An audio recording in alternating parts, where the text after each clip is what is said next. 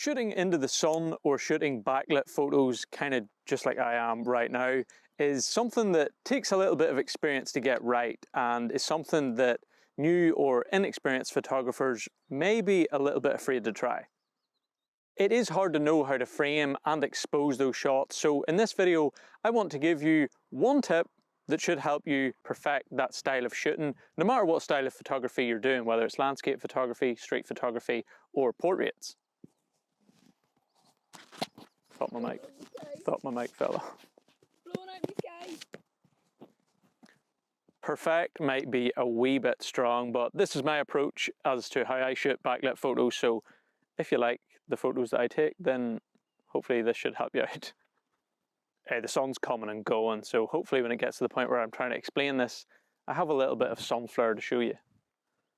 This is probably tricky to film, but you get the idea.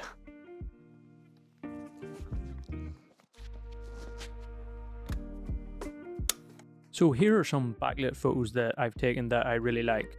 These are with a variation of lenses on the Fuji cameras, plus the old Sony I recently used in a video, and some film photos too. So it doesn't really matter what camera or lens you have. The key is really to try and avoid the sun full on hitting directly on the front of your lens, so hiding it fully or partially behind something in the scene. The sun's away. Doesn't look like it's gonna come back. No.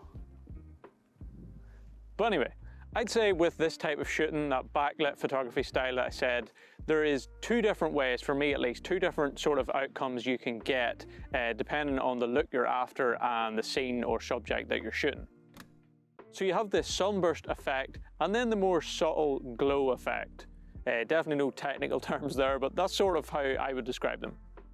If you want that sunburst effect where the streaks of light are sort of coming from the sun across your photo or past your subject, like this example, this is something you'll see landscape photographers using a lot in their photos, and they use higher apertures like f8, f11 or f16 to really enhance that sunburst effect.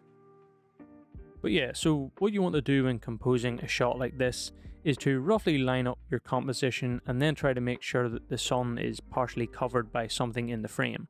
For me, that is often some leaves on a tree or a lamppost or something. It totally depends on the scene that I'm shooting. You will notice as you move the camera, the glow and the light from the sun will change, and it will have more or less of an effect on the scene. The photos I took in the previous video with the little Sony Cybershot camera, I actually show this pretty perfectly because I took a few variations, one with sunburst and one with the more subtle glow effect. Here is one where the sun is totally behind the sign, and then here is one where the sun is partially hidden behind the leaves around the sign. Sunburst effect and no sunburst effect. So the subtle glow effect with no sunburst is when you pretty much completely cover the sun with either your subject or something in the scene, like I did in this example of this stop sign along the road. As the name would suggest, it gives more of a subtle glow in your photos and can be placed right behind your subject or off to the side as long as it's completely blocked by something in the scene. It has much less of an effect on your subject or your scene than the sunburst effect because it's more of a subtle glow, like I said, than streaks of light coming the whole way across your photo. It's getting a bit chilly now. It's supposed to be sunny, but it's chilly. This is also something you can obviously do with portraits, and I think it works so nicely with portraits. It just adds so much depth to the shot. And it also allows you to avoid getting any shadows around the face for portraits, like under the eyes and stuff like that. If you're shooting with the light behind them, you don't have to worry about all that, and it just tends to look a lot nicer, I think. Here's a shot Christina actually took of me during the recording of this video, and I absolutely love how this shot turned out. The depth in it, and just like the glow around my head, it almost creates like that sort of a halo glow behind them.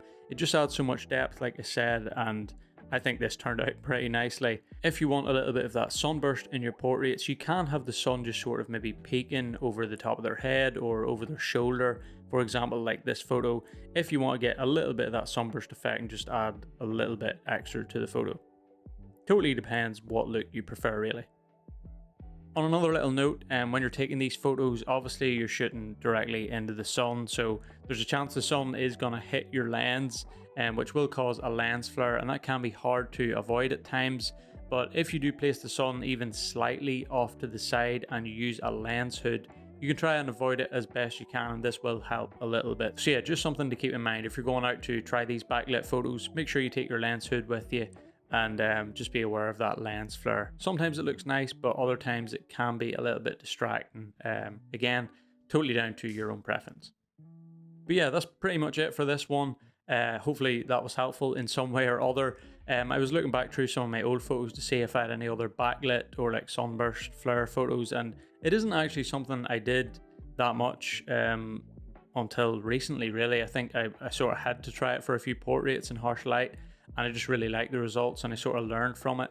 I was probably, like I said at the start, a little bit sort of afraid of trying it because I wasn't sure sort of how to do it, but it's definitely now one of my favorite ways to shoot. Not even just portraits, kind of all photos, that backlit photo and creating a bit of depth. Yeah, definitely give it a try. But yeah, like I said, hopefully this one was helpful. If it was, maybe give the video a thumbs up, consider subscribing, and I'll see you in the next one. Take it easy. Don't be a stranger.